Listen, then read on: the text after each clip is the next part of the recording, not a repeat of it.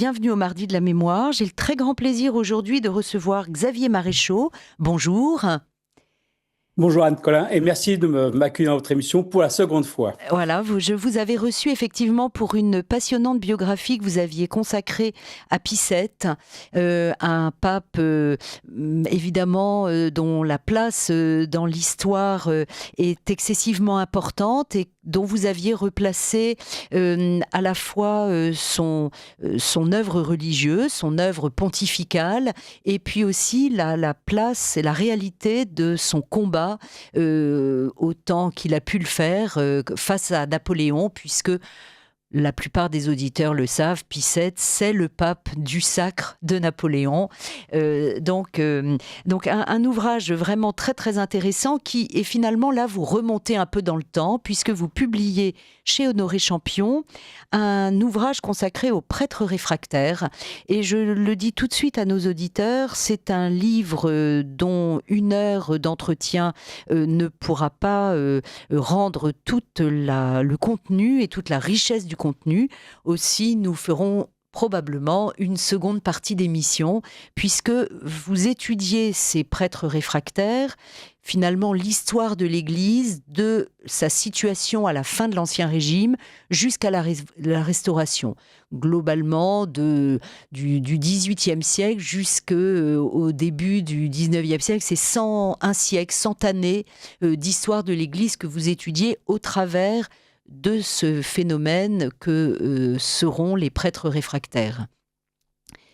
Euh, oui, en effet. Donc j'ai voulu. Donc ces prêtres réfractaires ont mauvaise presse, on va dire, chez les historiens de la Révolution. On les voit un petit peu comme euh, des partisans de la monarchie absolue et qui ont tout fait pour s'opposer à la Révolution. Et donc j'ai voulu un peu pas les réhabiliter, mais essayer de comprendre vraiment qui étaient ces prêtres, puisqu'ils correspondent plus ou moins à la moitié du clergé séculier. Donc la moitié du clergé séculier a refusé la nouvelle réorganisation de l'Église que l'Assemblée nationale avait mise en place en juillet 1790. Et en fait, j'ai essayé de montrer il n'y avait pas un type de prêtre réfractaire, mais des dizaines. Et j'ai essayé de suivre leur parcours, donc de leur naissance, si je puis dire, jusqu'à leur mort. Oui, alors, je ne sais pas si c'est toujours une qualité que de dire cela, que vous allez contre certaines idées reçues, contre certaines images d'Épinal, mais là, en tout cas, pour moi, c'est une qualité parce que vous nous permettez de remettre en question beaucoup de non pas d'évidence, mais de formulations toutes faites, de faits perpétuellement répétés sans jamais se poser les vraies questions. Et je trouve que votre livre, et les auditeurs de Radio Courtoisie s'en rendront compte pour ceux qui sont fidèles à mon émission, j'ai reçu il y a peu Daniel de Montplaisir qui a publié un ouvrage sur le rôle de la noblesse dans la Révolution française et le rôle actif de la noblesse dans la Révolution française. Et Daniel de Montplaisir disait il y a une lutte des classes à l'intérieur des trois ordres. Et là, et à l'intérieur de chacun des trois ordres, j'ai envie de rajouter. Et là, on sent bien que tout n'est pas blanc, noir, tout n'est pas hostile à la Révolution, favorable à la Révolution, tout n'est pas pro-Ancien Régime et volonté d'un retour à l'Ancien Régime et contre le retour de l'Ancien Régime. C'est tout un monde que vous étudiez et que vous nous faites voir d'une façon très éclairante et très neuve, je trouve. Je vous remercie. Alors, vous ne vous êtes pas présenté, mais peut-être pour les auditeurs qui n'auraient pas entendu notre émission consacrée à Pie VII, dont vous avez été le biographe il y a peu, vous êtes français, mais vous êtes professeur aux États-Unis et vous vivez à New York. Alors, je suis français et américain, ce qui facilite les passages à la douane. Donc, oui, je suis professeur dans une université publique de l'État de New York, qui s'appelle State University of New York, à Alwaysbury. Et Alwaysbury, c'est un petit village dans la banlieue de New York, sur l'île de Long Island. et j'enseigne l'histoire européenne ainsi que je suis responsable de la formation des professeurs d'histoire-géographie du secondaire. Voilà, Très bien, très bien. Donc, déjà la dernière fois, nous avions eu l'occasion de présenter un peu l'université américaine et c'était très intéressant de voir les centres d'intérêt historiques des Américains dont on a toujours, nous, tendance, vu de l'Europe, de penser qu'ils se désintéressent totalement de ces questions-là. Pas du tout. Il y a un intérêt pour l'histoire de l'Europe et pas que l'histoire contemporaine, au contraire, mais l'histoire passée de l'Europe. oui, oui, non, c'est vrai. Enfin, la formation des professeurs d'histoire géo est assez complète. Et ils doivent avoir des connaissances, bien sûr, en histoire américaine, mais aussi en histoire européenne, en histoire mondiale. Donc, c'est peut-être moins sélectif que nos concours d'enseignement en France, mais enfin, il y a à la fois un mélange d'une très bonne pédagogie. Ils doivent savoir enseigner et aussi connaître le contenu. Voilà. Mm. Bon, vous n'avez pas Baron Trump comme élève. Non, non, non, non. Je pense qu'il doit être dans des lycées ultra sélectifs et ultra privés, très très chers. Non, moi je suis donc. Enfin, les universités sont toutes payantes, mais comme c'est public, ça reste abordable. Voilà. D'accord. Alors, comment prendre notre sujet de façon à être le plus didactique possible pour nos auditeurs? Il y a une situation de l'Église avant la Révolution française dont vous dites qu'elle est profondément inégalitaire et qu'elle a été parsemée depuis la fin du XVIIe siècle par des crises jansénistes, la crise des Lumières, et c'est cet état-là, cet état des lieux-là qu'il est nécessaire de faire pour se faire une idée de l'univers ecclésiastique ou de l'univers religieux que nous allons rencontrer lors de la convocation des États généraux. Alors, oui, en effet, donc il y a plusieurs crises. D'abord, il y a une crise, un mécontentement, on va dire, du bas clergé. Donc, le bas clergé séculier, ce sont les curés et les vicaires contre les évêques. Et donc, c'est,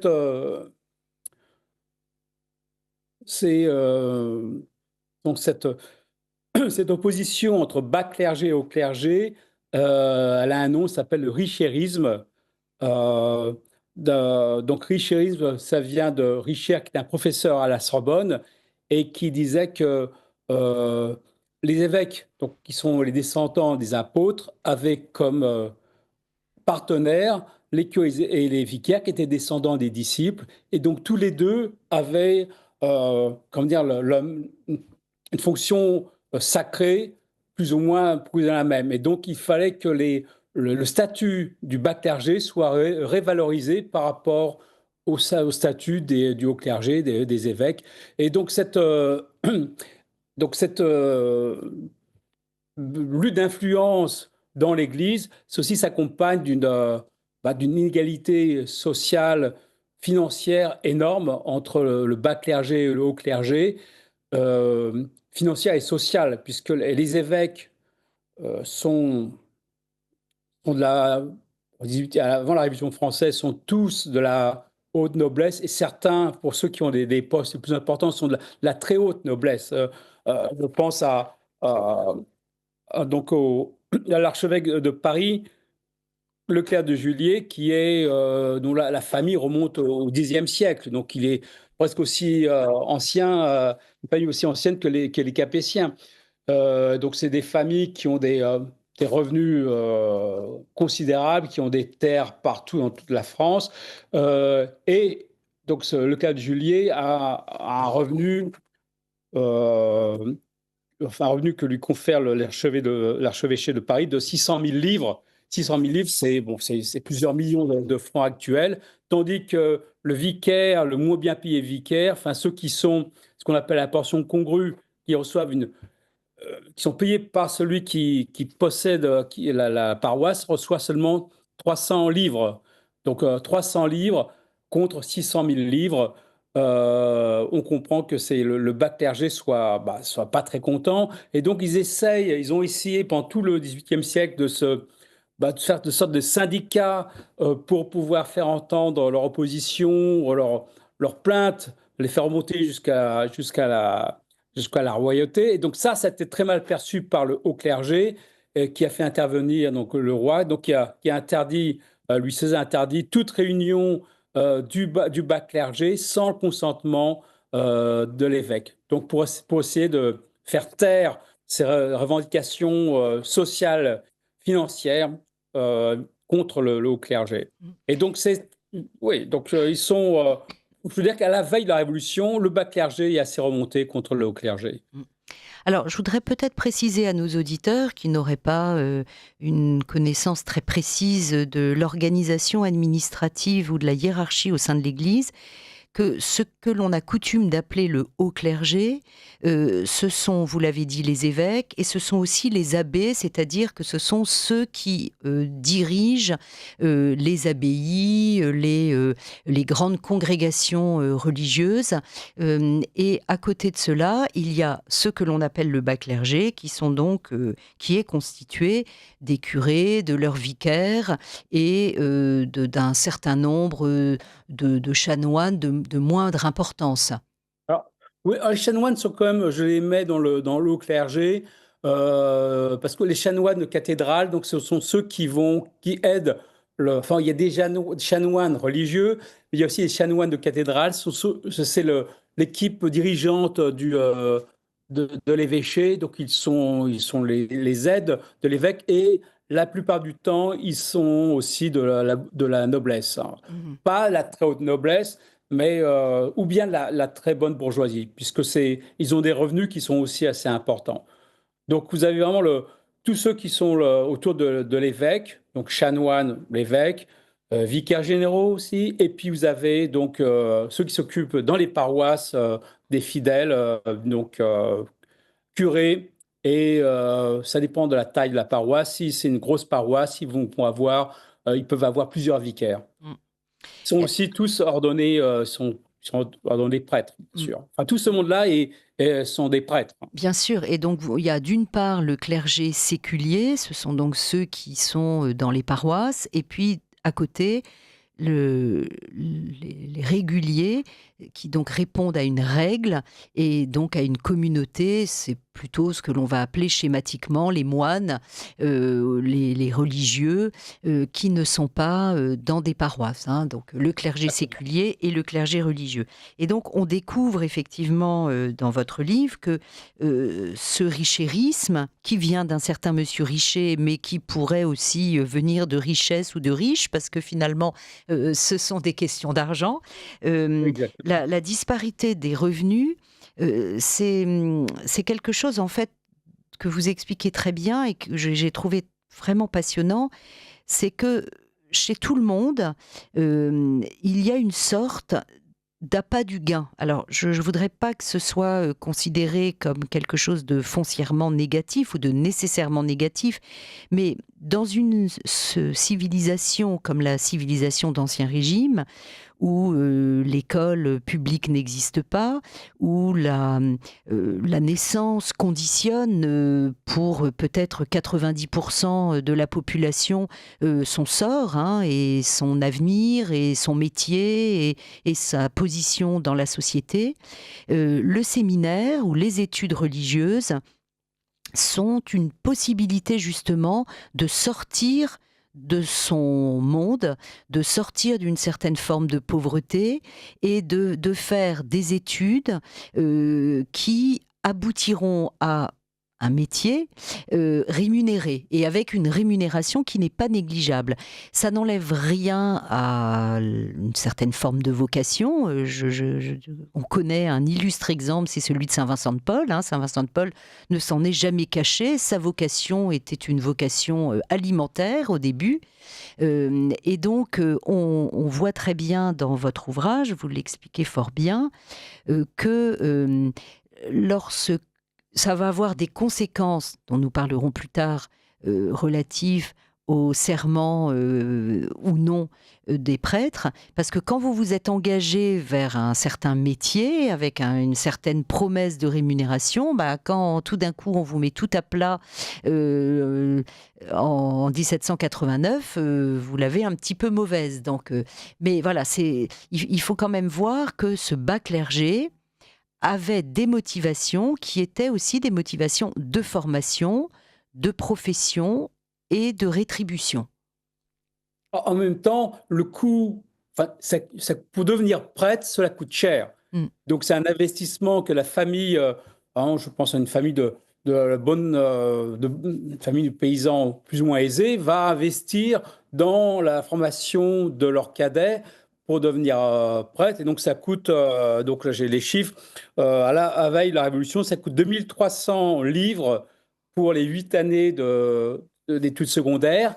Et sachant qu'après, il faut, si vous faites des années à l'université, vous avez priorité sur les autres qui n'ont pas de formation universitaire. Et ça coûte 350 livres en plus. Donc, c'est un investissement. Et quand vous êtes payé que 300 livres par an, quand vous allez dépenser presque, on va dire, 3000 livres, donc il faut 10 ans pour rembourser les... donc, il y a une certaine frustration donc qui a à se ressentir au moment de l'élection aux États généraux. Lorsque enfin, lorsque les représentants du clergé, lorsque le clergé va élire ses représentants aux États généraux. Mm. Alors, Xavier Baréchaud, je rappelle le titre de votre ouvrage, hein, Les prêtres réfractaires, chez Honoré Champion. Vous étudiez donc cet ancien régime à la veille de la convocation des États généraux. Vous l'étudiez donc en termes de formation, de revenus, d'inégalités. Et dans cette crise théologique qu'elle va connaître au XVIIIe siècle, nous avons parlé du richérisme, mais il y a les conséquences du jansénisme qui sont très importantes aussi. Alors, le richérisme, ce sont un conflit qui est interne à l'Église. Le jansénisme, ça, pour certains auteurs américains, dont notamment Dale Van Clay, qui nous a quittés récemment, c'est l'origine, l'une des origines de la Révolution. Alors, c'est assez complexe d'expliquer ça en quelques mots, mais le jansénisme, donc c'est une vision euh, qui se rapproche du protestantisme sur l'origine divine de la société. Donc pour le jansénisme, euh, excusez-moi, pour le c'est une vision assez sévère de Dieu. Donc, il faut vraiment être. Les pénitents doivent vraiment être euh, désolés de leur faute pour pouvoir être pardonné par le prêtre. Également, les prêtres qui sont jansénistes refusent la communion aux aux pécheurs pas repentis, mais en même temps, ils veulent, il y a la grâce divine est importante pour le salut, ça rapproche des protestants, et puis ils veulent que la lecture des textes sacrés soit disponible pour tous, qui aussi se rapproche du protestantisme. Et donc ça a été très mal perçu, ça s'est développé sous Louis XIV, ça s'est très mal perçu, ça a été très mal perçu par le pouvoir et qui donc a tout fait pour supprimer le jansénisme. Et donc, vous avez enfin, le centre des jansénistes, qui est l'abbaye de Port-Royal dans les Yvelines, a été fermée, détruite en 1711. Et après, donc, vous avez ce jansénisme qui était d'abord un janséniste par le haut clergé, va se diffuser au sein de la population, et vous avez des formes un petit peu, on peut dire sectaires, on peut dire, avec dans Paris. Donc, on appelle ça, c'est les convulsionnaires. Donc, ce sont des groupes de jansénistes qui se mettent en transe et ont des visions, etc. Donc ça, c'est très très mal vu par l'Église. Et beaucoup de prêtres vont être interdits par la hiérarchie catholique. Tout ça va générer une crise politique quand, à partir de 1749, l'archevêque de Paris interdit la sépulture religieuse aux prêtres jansénistes qui ont été interdits. Et donc, ça fait un grand scandale. Ça fait un grand scandale. Et le Parlement de Paris va intervenir en obligeant, au nom du service public de la religion, les prêtres à être ensevelis en terre sacrée. Le roi va intervenir. Dans un premier temps, Louis XV donc, va soutenir l'archevêque de Paris, mais il a besoin d'argent. Et donc, pour ça, pour lever de nouveaux impôts, il a besoin des parlements. Et donc, il va reconnaître il va autoriser le Parlement de Paris à exiler les prêtres qui refusent de la sépulture religieuse à leurs confrères jansénistes. Et enfin, c'est là que vous avez une cassure, pour la première fois dans l'histoire de l'Église, vous avez une cassure entre le haut clergé et la royauté, et les deux pouvoirs vont s'affaiblir, puisqu'avant ils se soutenaient. Et donc pour Del Van Clay, vous avez un certain nombre de députés aux États généraux qui sont des jansénistes qui vont tout faire pour affaiblir l'Église catholique par des lois qui sont assez, on va dire même révolutionnaires. Alors, je ne sais pas si j'ai bien expliqué en quelques mots, mais c'est assez complexe. Et je renvoie donc au livre d'El Van Clay. Oui, mais on sent très bien, et dans la suite également de votre ouvrage, Les prêtres réfractaires aux éditions Honoré Champion, qu'il sera excessivement difficile après pour le pouvoir civil d'être accusé d'intervention dans le domaine religieux quand il y a ce précédent de l'intervention de l'État sur la question du jansénisme. Et on voit bien que beaucoup s'en serviront en disant, au moment de la Révolution et des lois et décrets qui sont pris, beaucoup diront, mais vous vous étonnez avec mauvaise foi de nos interventions, vous nous interdisez le droit d'intervenir dans les questions religieuses, alors que l'État français, alors, pardon de ces mots très anachroniques, hein, mais j'essaie de parler avec un langage contemporain et clair, l'État français n'a eu de cesse que de faire cela. Les Templiers, le jansénisme, il y a eu perpétuellement dans l'histoire de l'Église, le gallicanisme, etc., des interventions de l'État dans les questions religieuses. Et donc, voilà, c'est dans cette continuité. Et c'est vrai que c'est difficile. Enfin, il y a que le pape qui réussira trop tardivement, malheureusement, à remettre les choses dans le bon sens. Peut-être parce que lui, justement, il n'est pas français et il a plus de recul. Et il y a une autre intervention, ce qu'on appelle, c'est en mai 1766, c'est la commission des réguliers. Donc il y a toute une crise chez les prêtres, non pas les prêtres, je veux dire les moines et les religieuses, donc chez les ordres,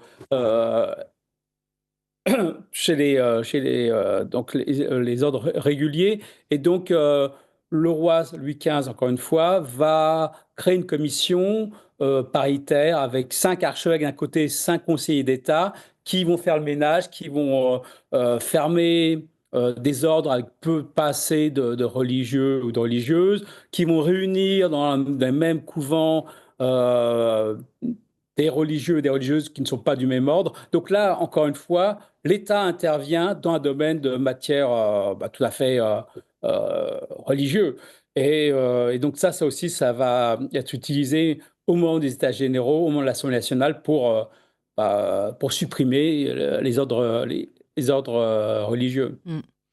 Alors, Xavier Maréchaux, il y a un autre point très intéressant dans votre état des lieux de l'état de l'Église à la veille de la Révolution française que vous faites, c'est que vous nous apprenez finalement que dès le XVIIIe siècle, il y a une baisse des vocations et qu'il y a une forme d'exigence de l'Église qui est née et de la contre-réforme et de la réaction au jansénisme, qui exaspère certains.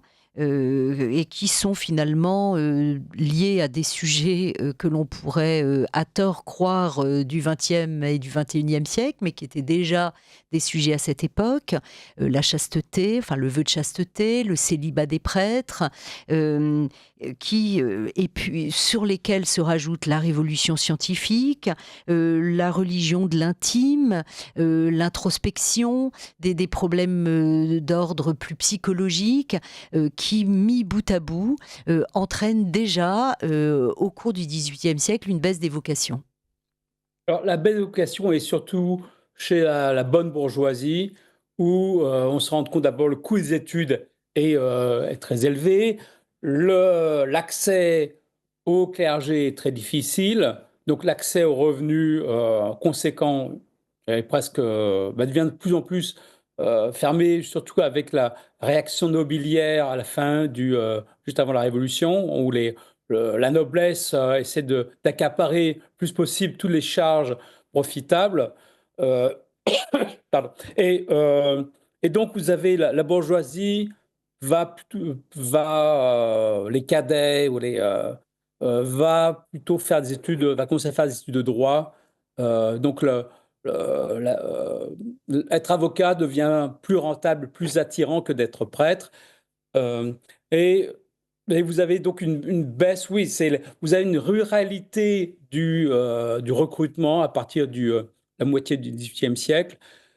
Et en même temps, la crise du jansénisme fait que, notamment dans les évêchés jansénistes et à ceux qui sont autour d'eux, donc il y a la peur d'ordonner des prêtres qui ne soient pas de son bord. Et donc, la Bourgogne est le fief du jansénisme à la veille de la Révolution. Et donc, tout autour des évêchés bourguignons, eh bien, les évêques ont peur d'ordonner les prêtres qui seraient de l'autre camp. Et donc, vous avez, dans tout le nord-est de la France, à part l'Alsace, vous avez une baisse des recrutements de prêtres du fait de ces tensions entre jansénistes et contre ceux qui sont contre le jansénisme. Et puis oui, vous avez la montée de la philosophie des Lumières qui va détacher également la bourgeoisie de, de, bah, du sacerdoce. Même si l'Église, et ça on ne dit pas assez, même si l'Église s'est vraiment battue bec et rond contre la philosophie, on va dire, anticléricale des Lumières. Mais bon, tout ça fait que alors, je ne dirais pas que l'Église est affaiblie parce que je pense que l'Église était à son apogée juste avant la Révolution. Les évêques n'ont jamais été aussi bien formés, ainsi que le clergé, le bas clergé. Du fait du Concile de Trente, il y a eu on a beaucoup poussé pour la formation du clergé. Et donc, tous ces gens sont très bien formés. Les évêques sont vraiment, à part quelques cas, sont vraiment, bien qu'ils soient la haute noblesse, bien qu'ils soient très fortunés, ont conscience de leurs responsabilités, restent dans leur diocèse, font le tour des paroisses plusieurs fois par an. Donc, et l'Église est quand même très, très riche. Donc, elle est à son apogée, mais donc la Révolution va marquer son déclin. Vous appréciez cette émission? Alors aidez Radio Courtoisie à en produire d'autres. Rendez-vous sur soutenir.radiocourtoisie.fr. Merci d'avance. Chers auditeurs de Radio Courtoisie, je vous rappelle que j'ai le plaisir de recevoir aujourd'hui au Mardi de la Mémoire Xavier Maréchaux, historien, professeur d'université à New York, professeur d'histoire dans une université américaine et que j'avais reçu pour une biographie du pape Pie VII et qui publie un ouvrage consacré aux prêtres réfractaires aux éditions Honoré Champion. Et avec lui, nous nous attardons parce qu'il me semble que c'est vraiment très nécessaire, sur cet état des lieux de la situation de l'Église avant la Révolution française. Mais vous avez, Xavier Maréchaux, tout à fait raison d'expliquer que une évolution théologique, même une crise religieuse, ne veut pas nécessairement dire affaiblissement. Et on le voit très bien dans votre ouvrage. Il s'agit d'évolution, de réflexion, donc d'approfondissement parfois. Et vous expliquez très bien que la révolution scientifique, des événements comme les découvertes archéologiques de Pompéi, le tremblement de terre de Lisbonne, la réflexion autour de la protection ou non, l'espérance ou non d'une civilisation occidentale qui nous montre que certaines grandes civilisations ont disparu, que certaines peuvent encore disparaître. Tout ça amène l'Église aussi à réfléchir, et le jansénisme et la réaction face au jansénisme l'ont aussi amené à se réintérioriser, à réfléchir à son propre rapport individuel avec Dieu. Et tout ça, ce sont des questions éminemment nouvelles et que certains auteurs n'hésitent pas à mettre sous un qualificatif de lumière théologique. Oui, c'est vrai. Donc, l'Église n'est pas coupée des débats de société, des débats philosophiques qui ont lieu au XVIIIe siècle. Elle prend part à ces débats. Et ça, on l'a. Donc, c'est découvertes récentes de l'historiographie, notamment américaine, sur les lumières catholiques, les lumières chrétiennes. Et donc, je veux dire que jusqu'au milieu du XVIIIe siècle, l'Église, notamment les jésuites, ont intégré la révolution scientifique dans leur pédagogie, en disant que les lois physiques de Newton, en fait, sont des lois divines. Et donc, il faut absolument étudier la physique, la chimie, l'astronomie, parce que c'est l'œuvre de Dieu. Et donc, ça, c'est très important. Mais à partir du moment où, à partir de 1550, notamment en France, les Lumières deviennent très anticléricales, vous avez donc notamment, je pense, à Montesquieu, je pense à Diderot avec l'encyclopédie, ou façon subtile, vous avez des attaques contre le dogme de l'Église catholique. Par exemple, vous avez un article sur le cannibalisme et en référence, il renvoie à la communion. Donc, c'est des moyens pas toujours aussi subtils, de contrer, d'attaquer le dogme catholique. Et donc là, l'Église va réagir. Vous avez en même temps une crise, la lutte contre jansénistes et jésuites, qui va aboutir, et ça c'est le Parlement de Paris qui va interdire l'ordre, les jésuites.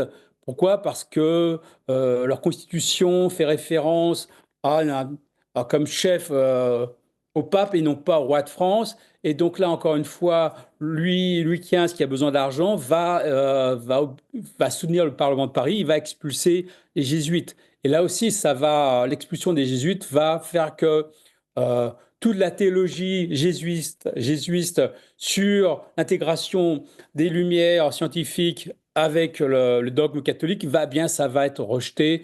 Et donc ça aussi, ça va affaiblir l'Église. Et vous allez à la fin du XVIIIe siècle, avant la Révolution, donc il y a vraiment une cassure entre Lumière, la philosophie des Lumières et dogme catholique, mais notamment, surtout en France, ce qui n'est pas le cas ailleurs, puisque dans d'autres pays, il n'y a pas cet anticléricalisme, voire cet athéisme dans la philosophie des Lumières. Mm-hmm.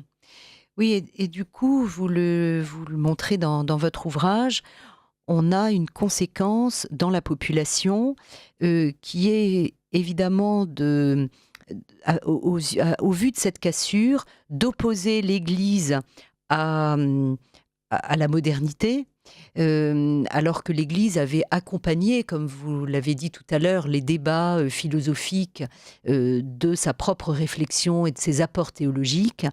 Et la conséquence dans la population va être une forme d'affaiblissement ou d'indifférence religieuse.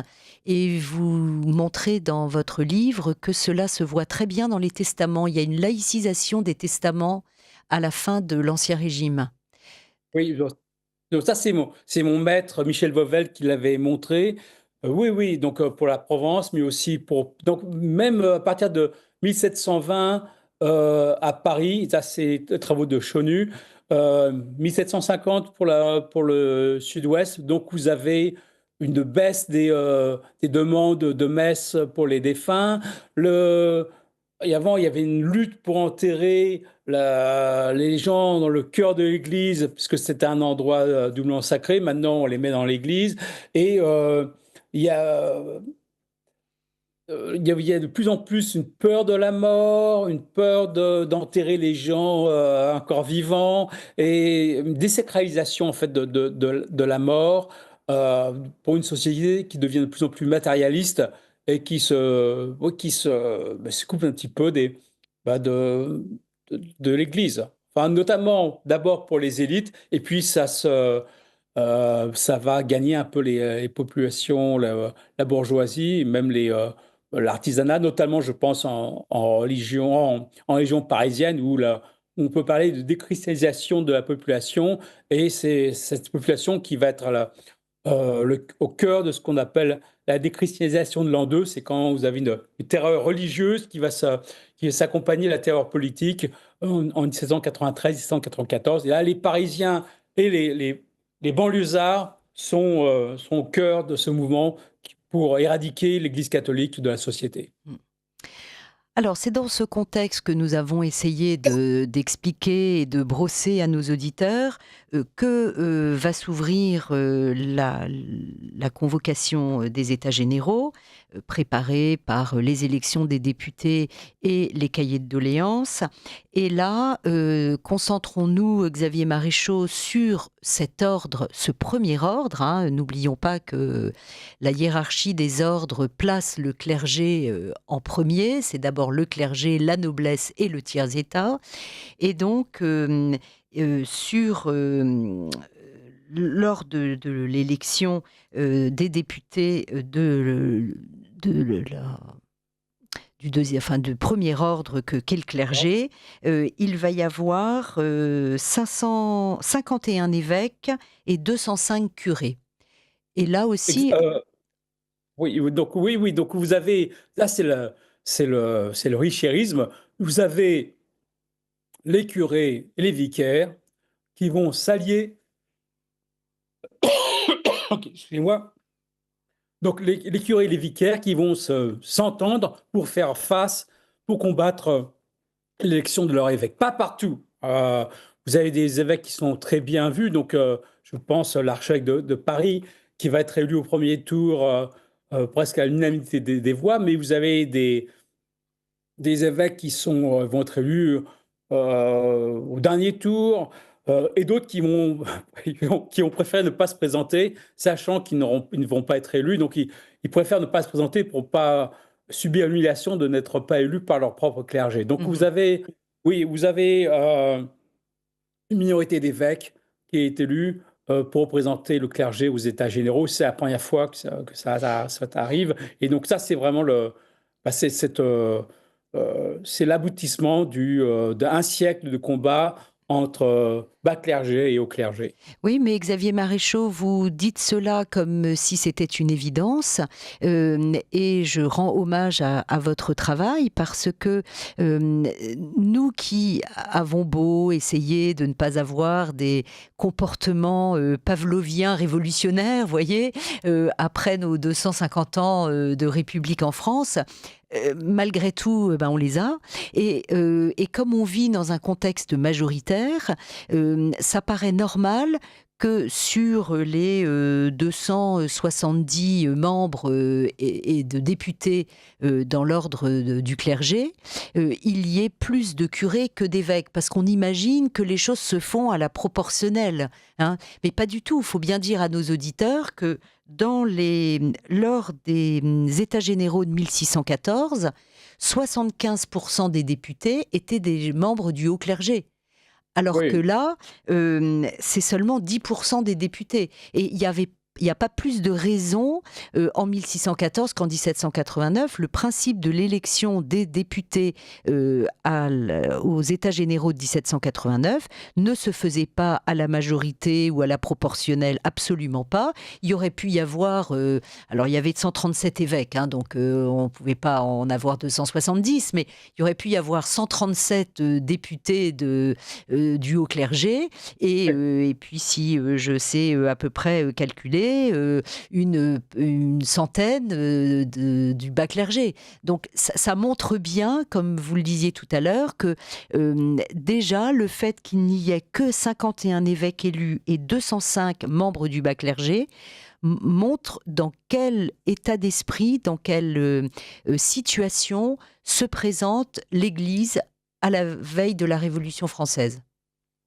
oui, oui, non, mais donc, enfin, les évêques sont comme des personnages très, très importants. Et je pense qu'ils vont. C'est la première fois qu'ils. Eh bien, que vous avez un jugement en grandeur nature un- fait par l'ensemble du clergé sur leur administration. Et je pense qu'ils ont été très surpris, pour certains, de voir autant de. Bah, je pense que la plupart d'entre eux pensaient: attends, je suis l'évêque, et donc ils vont voter pour moi, c'est normal. Et le fait que nombreux sont ceux qui, enfin, nombreux sont ceux qui ne vont pas être élus dès le premier tour, ça a été un choc pour eux. Donc, comme je l'ai dit, certains évêques ont senti le vent tourner avant même les États généraux et donc ne sont pas présentés. Donc c'est vrai. Donc il y a et donc c'est pour ça que la bourgeoisie élue aux États généraux ont pensé que avec la majorité des députés du clergé qui étaient du bas clergé, eh bien, ils pouvaient faire des réformes. Et là, ils ont un peu trop loin et ils vont perdre ce soutien du bas clergé en allant trop loin et surtout en ne les consultant pas. Mm. Donc, Oui, alors ça, c'est la deuxième phase excessivement intéressante de votre ouvrage. C'est la découverte qu'effectivement, le tiers-État part en position de force, persuadé qu'au vu de la composition de ce premier ordre qu'est l'ordre du clergé, ils vont avoir facilement des alliés, et d'autant plus des alliés que l'ordre du clergé se présente de façon divisée et majoritairement, normalement, de leur côté. Et en fait, par la hâte et la brutalité de leur démarche, ils vont évidemment retourner une grande partie du bas clergé vers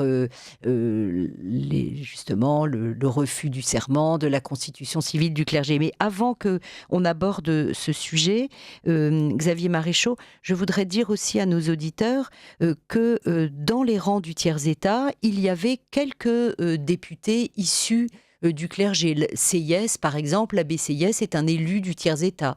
exactement. De même que Mirabeau n'était pas un député de la noblesse, mais était un député du tiers-État. Il y a quelques membres du clergé qui sont élus directement au tiers-État.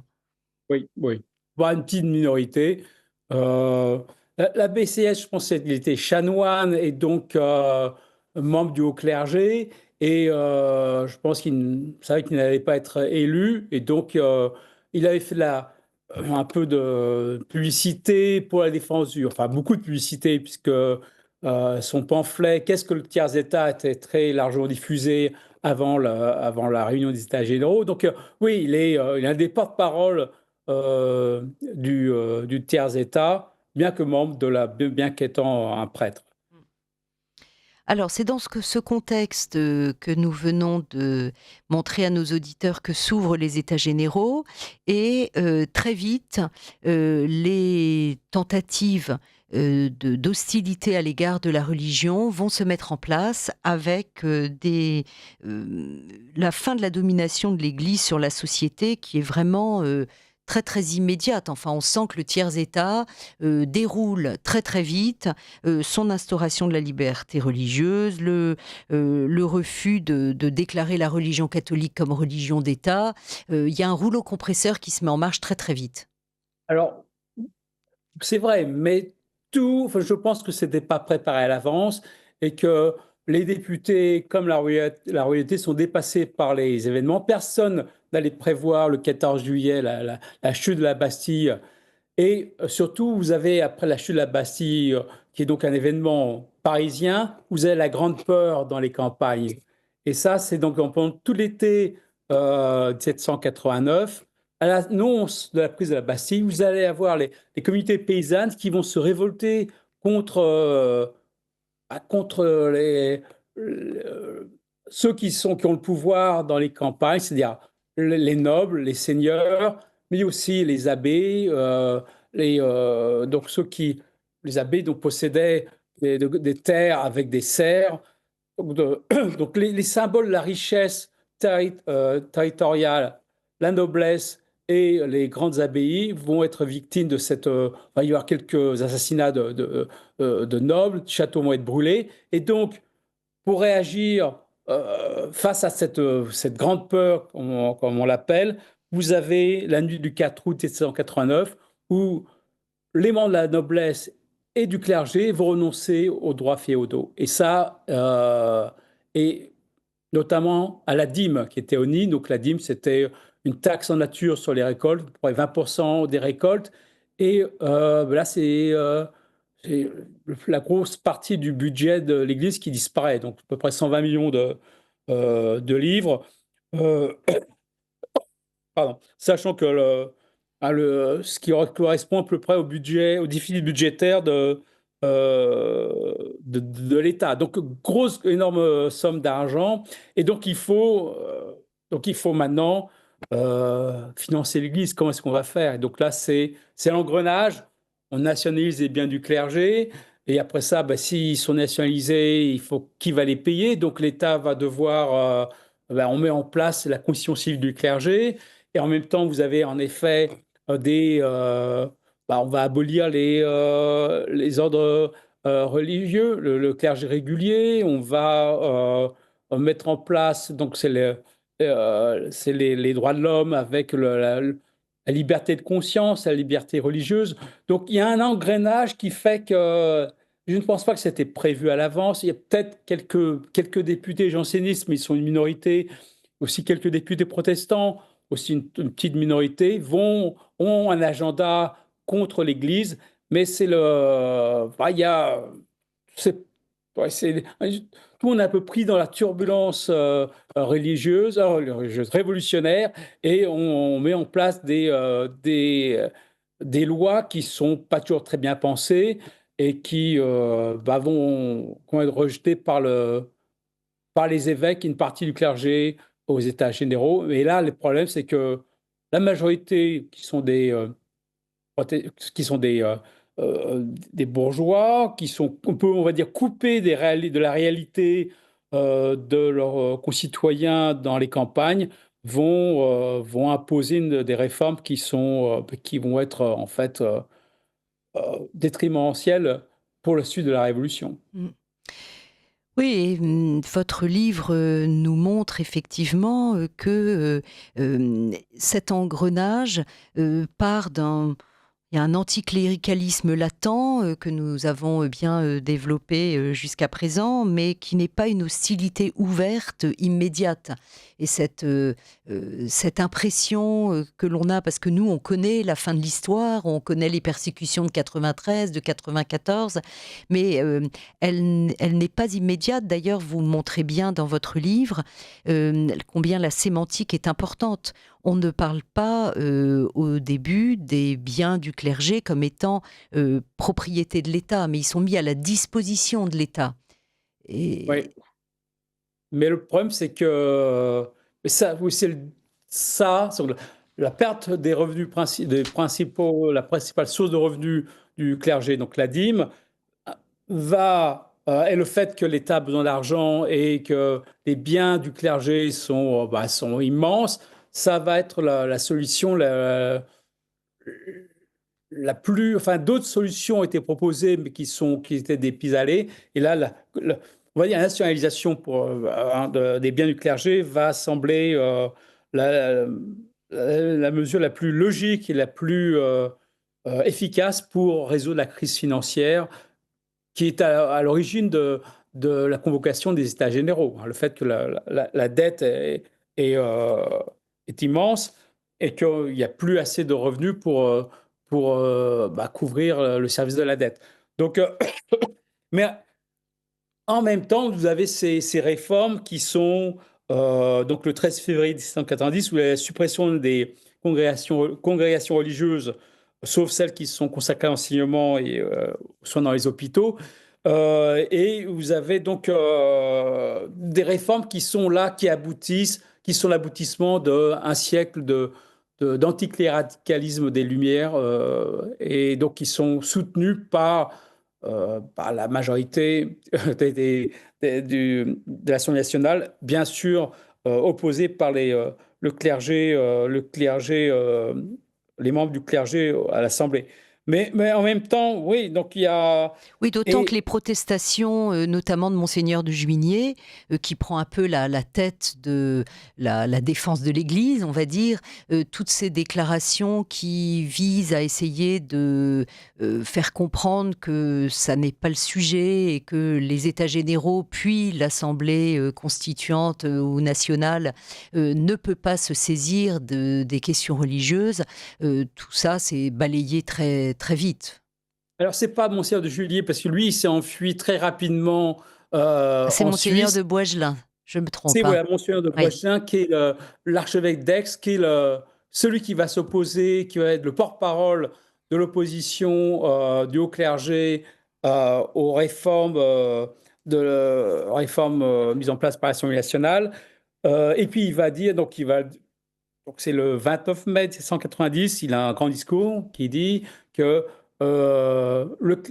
l'Assemblée nationale n'a pas de compétences pour s'occuper de matières religieuses. Et donc, il dit seul un Conseil national peut le faire, ou bien le pape. Mais en elle-même, l'Assemblée n'a pas le mandat pour s'occuper de réorganiser l'Église.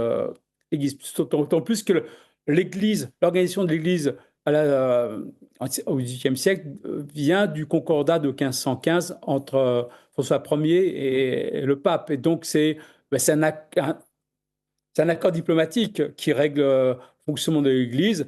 Et donc là, l'Assemblée nationale se passe totalement de l'avis du pape et finalement totalement de l'avis du haut clergé. Il va faire elle-même cette réforme qu'elle va imposer ensuite au clergé, mais aussi au pape.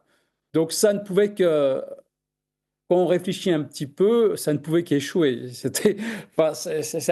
Pour nous, contemporains, c'est quand même assez incroyable qu'on remet en place un, un accord diplomatique sans faire jouer sans que toutes les parties soient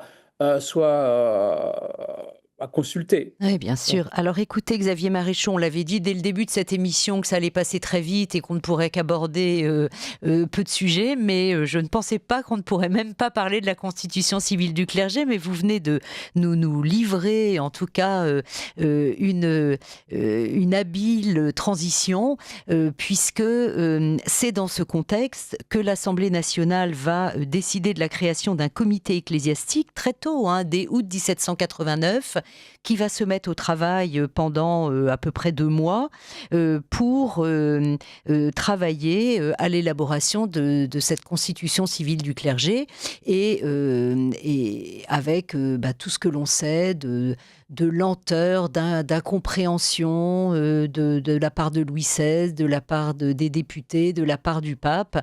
Et si vous le voulez bien, c'est sur ce sujet que nous démarrerons notre deuxième émission où nous parlerons de cette constitution civile du clergé et du serment qui en découle pour continuer notre histoire de l'Église pendant la Révolution française, puisque notre émission se termine malheureusement. Merci Xavier Maréchaux, je vous laisse à vos étudiants américains et à votre ville de New York. Merci beaucoup et à très bientôt. Merci Anne-Colin.